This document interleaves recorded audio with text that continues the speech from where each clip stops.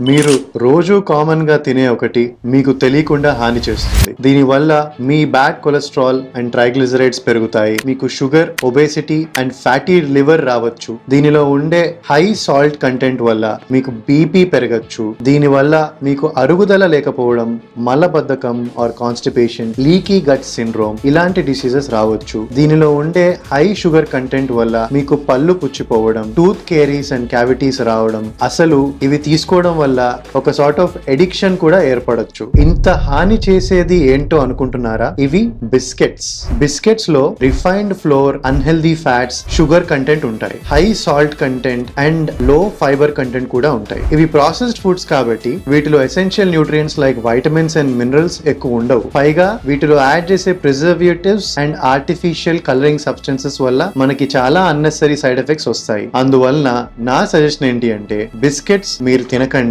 మీ పిల్లలకు అస్సలు పెట్టద్దు.